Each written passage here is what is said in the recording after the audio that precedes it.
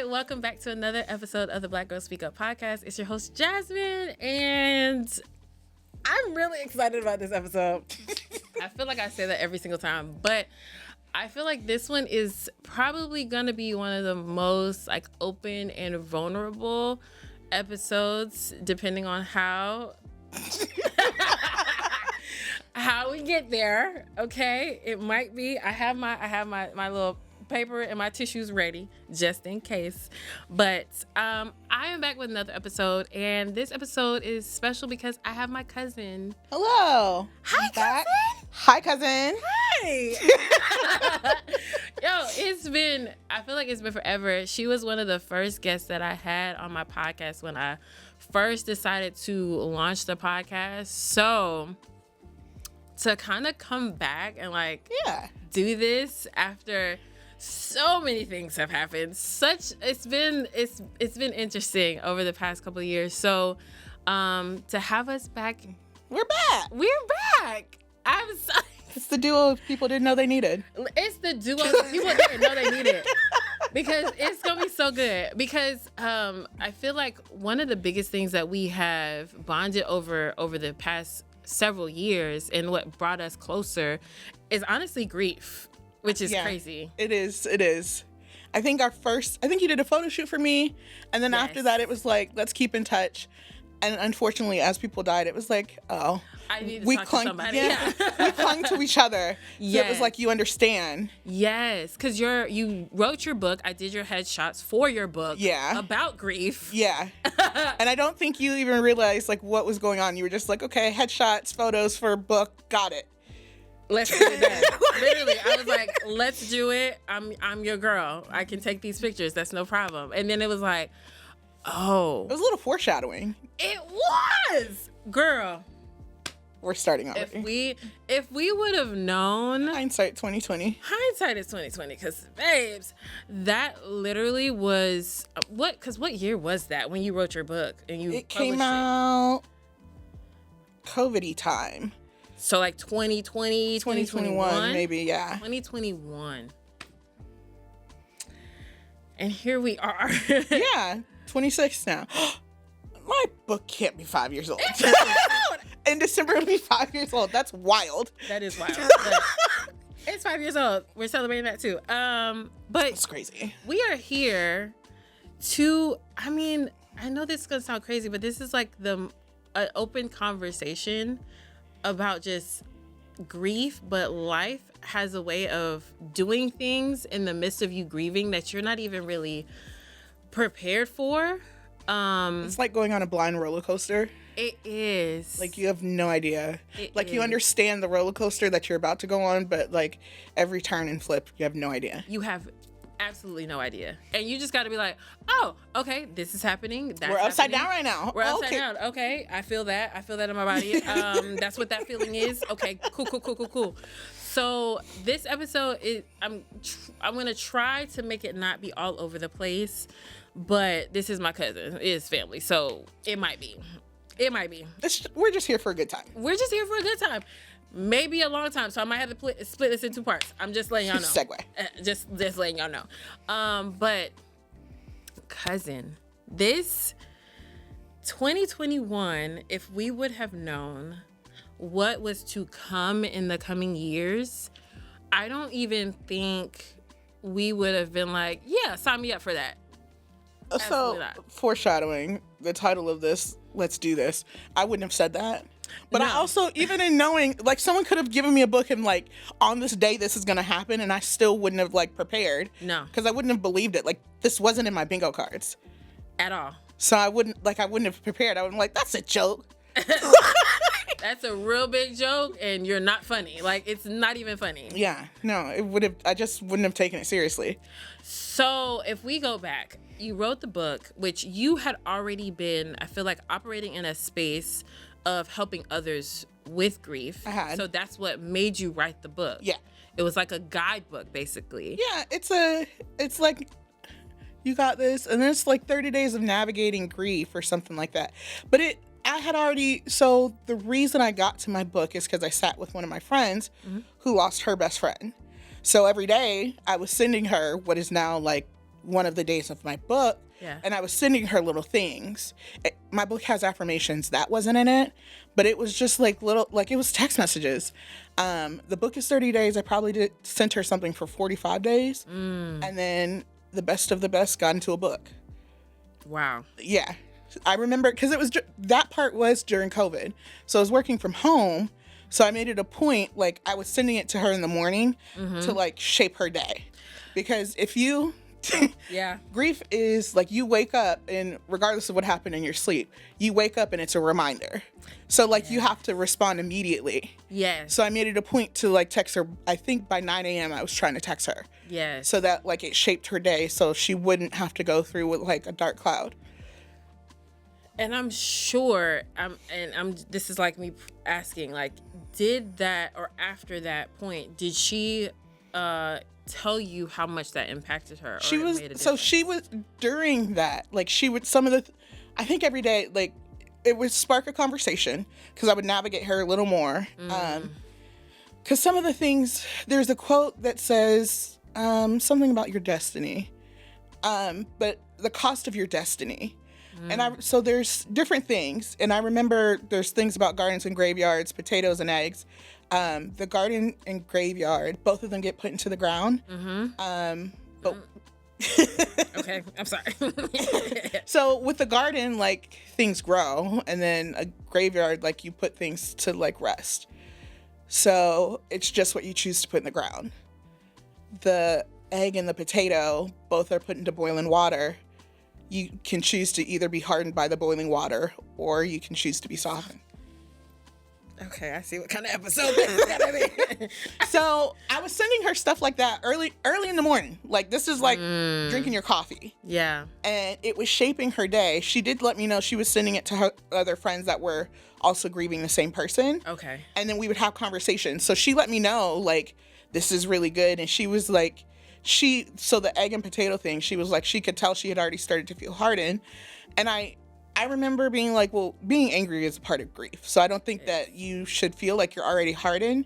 But like years later now, she has let me know like it didn't harden her because she's able to show up for other people and not be angry. So that's so good. Yeah. You don't know what's that, like, I'm sure. Oh no, girl, I don't know my impact. Cousin, I had no idea. So like now after like testimonies and people explain and telling me, I feel like I see like a small like dose of it. Yeah. But even still, like I didn't and don't understand the magnitude of the things that I said, or like even the affirmation. The title of my book is "You Got This." At the end of every affirmation, I said, "I got this," because the thought of reading it in the morning, like I got this for the day. Yeah, for the day, I got this. And at the end of that day, it's gonna be okay. Next day, I got this again. Yeah, that's so good. That's so good to me. Because baby, grief has been. It shows up when it wants to. It does. I hate that I'm about to say this. It's powerful enough to ruin your day. It is. And because it shows up when you want to. Like, it can be something as simple as, like, one of my friends just recently experienced, like, horrific death. And we were on the phone, and she's like, it's been a month. And I wasn't as close to the person. It was her fiance. I wasn't as close to them, obviously, as she was. Right. But also her saying it was a month made me feel a type of way. And I was like, wait a minute. I'm not doing this today. So, like, it just shows up when it wants to. It does. It does. So. And you have to just deal with it as it comes. Like, it's not like you can be like, I'll just put this off for later. It hits you when it wants to. I mean, there are people that have the notion, like, I'm just going to tuck this away and deal with it when I want to, or when I have time.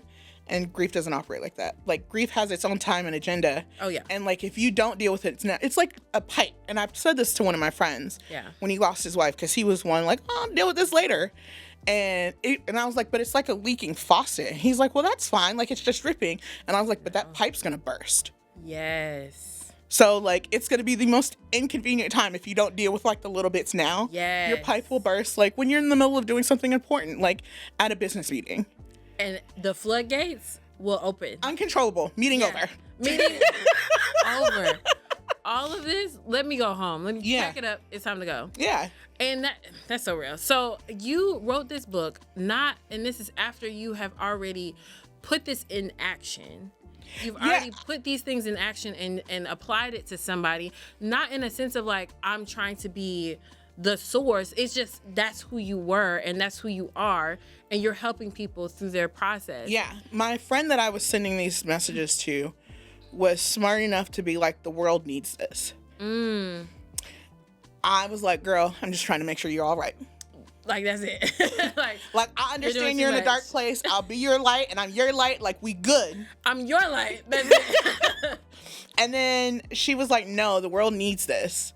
I talked to some other people, and they were like, no, she's right. And I was like, okay. That means you're asking some more out of me, and you did it. Yeah. That's so good. I'm glad because that's almost like, not to get too churchy, but it's like you're being obedient to something that is like a calling of yours, because since then you have had to show up for so many people. And I wouldn't have thought to have like been in place. I only reached out to my friend because, and I've said this to her, because I didn't want her to experience grief how I did. And I understood because it was 2018 when my friend passed. Yes. So I was like, it was hard. It was so hard. I went to therapy. It was a number of things that happened that I was like, I don't want anyone to experience that. And that mindset also helped with me, like, okay, I'll publish the book. Yeah. Purely out of not wanting anyone else to experience grief how I did. Yeah. So, because it was real dark and it was real cold and lonely, and I could be surrounded by people, and it was just like, I'm in a loud room and I don't hear anything. Yes. So the silence gets really loud. Yeah. It really, it's deafening, it is. And it's distracting. So, I mean, I've had plenty of pipes burst. I was going into my 30th birthday. One of the last conversations my friend and I had was about my birthday party. So, like, I remember secretly crying at the party because they played every little step. And I was just like, oh, she loved them. Wait a minute. I'm not prepared. And they played that at one of her ceremonies. So I was like, it was a wild adventure that I didn't want anyone else to experience. I think that is so it's so good that your thought process behind publishing the book and then being there for so many others is like, I don't want you to experience grief the way I did, because you understand the low of lows, you understand the high of highs, and trying to navigate the space in between. You understand that. And it is not, if you don't have the necessary tools, you can definitely fall, I don't want to say fall victim, but like you get lost in it. You get lost. Yes, you get lost in it because it's so much. You have to still maintain your everyday life. You have to maintain it. But so I remember going to work, and there were a few of my coworkers that knew, and I had an office, so they just closed the door. I don't really remember working. I remember crying most of the day. Like, my boss at the time had to come in and be like, I don't know why you're here. Like, you need to go home. I don't know why you're here. Like, if you don't have the time, we'll figure it out. Yeah. But just go. Yeah. And I was gone for maybe up to 2 weeks. Like, I was just because it was either me do that or like crying at work for 8 hours. One of my coworkers would come in and she's like, hey, did you eat? She'd bring me French fries. Like, that's what I did. And it's really, really easy to get lost in that. I remember my other coworker, I finally was like, I was talking to him. I was like, hey, I'm going to go to therapy.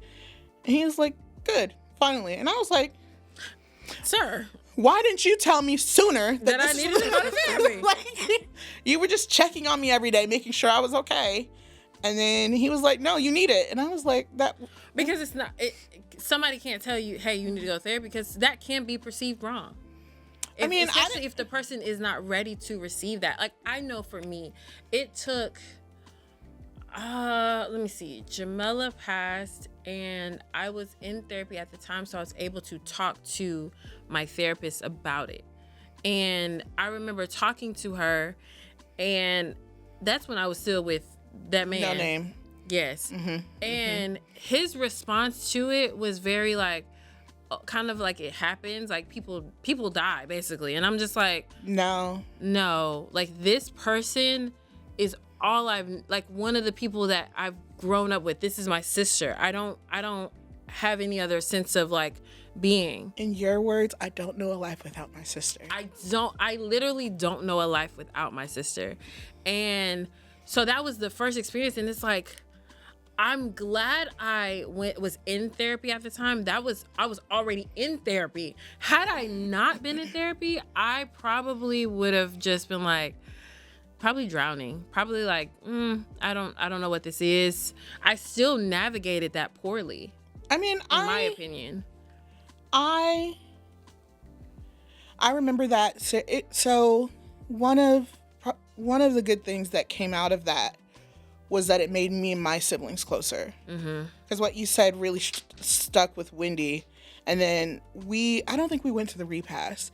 I remember all of us collectively going to eat together. Yeah. And I think that's when I realized like how much like I adore my siblings. Yes. So I felt closer to them.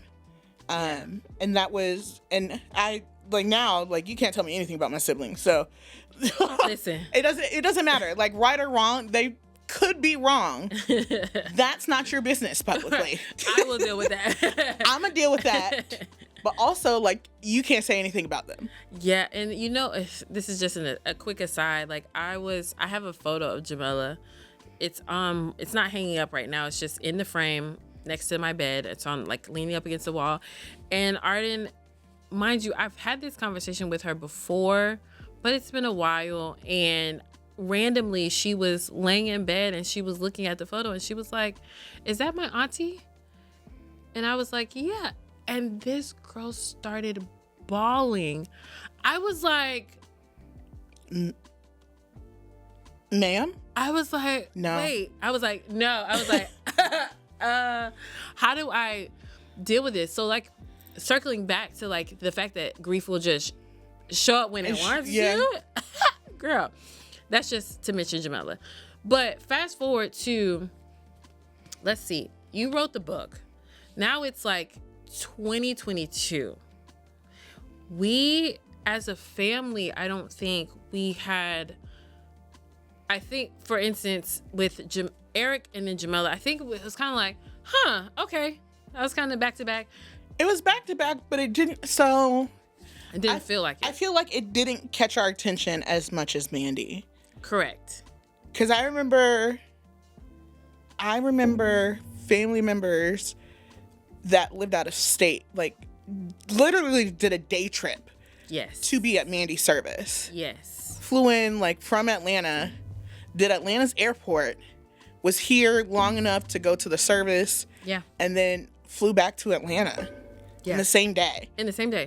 And I remember uncles like sobbing, and I was like, this is like, I've never seen, even when our grandmother passed, like I remember, it's our grandmother, it's the matriarch of us. Yeah. I remember that I was 18. I have vivid memory of that, and seeing like people like, oh, I just lost my mom. Mm-hmm.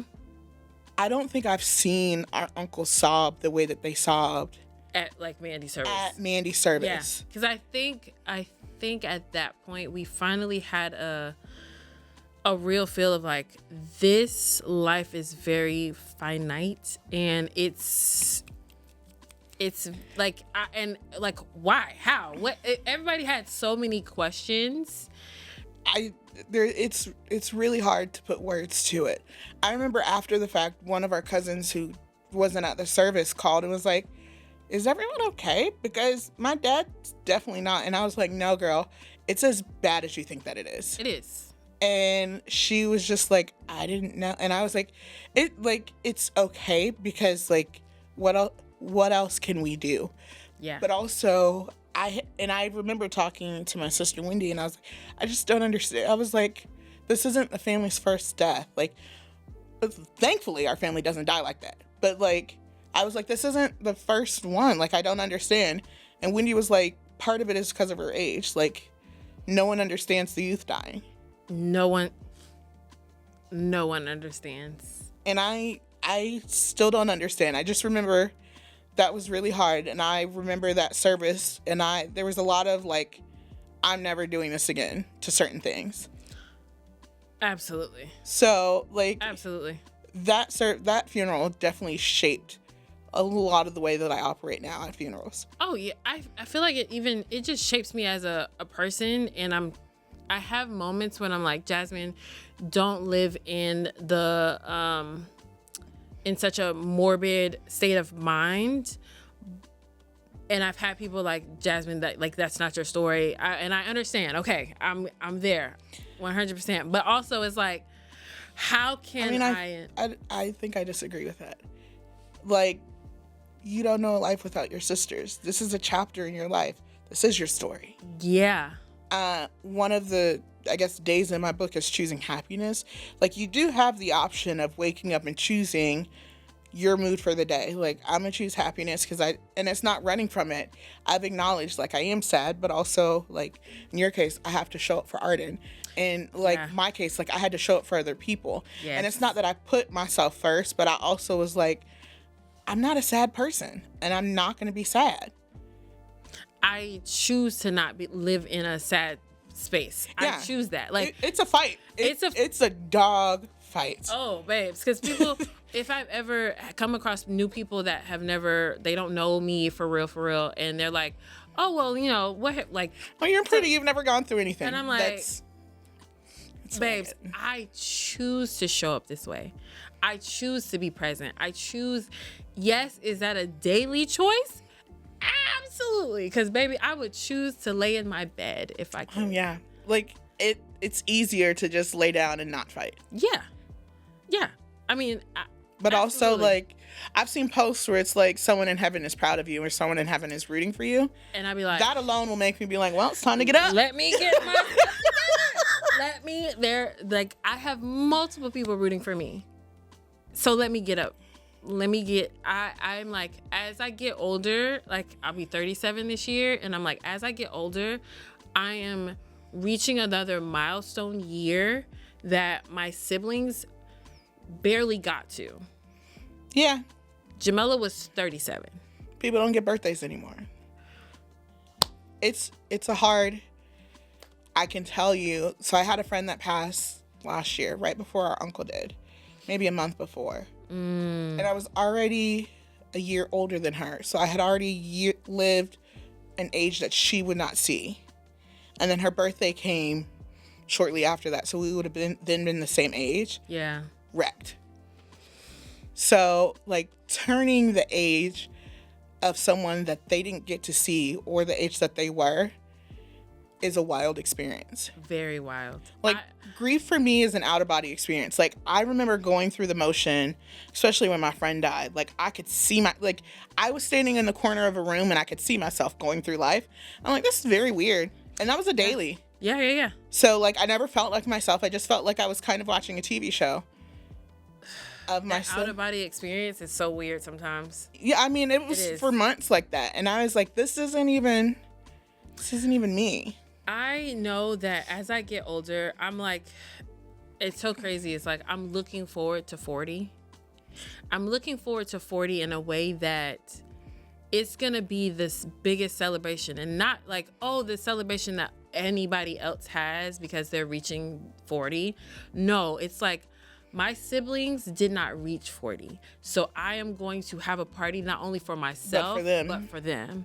Like, that's the type of 40 that I'm looking forward to.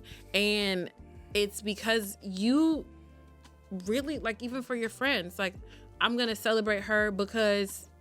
Yeah, we did. On her birthday, I remember we had, like, big brunch girly. So I remember we went to brunch for her. We wore her favorite color, and, like, I love that. We did all the things for her because she had started planning her birthday.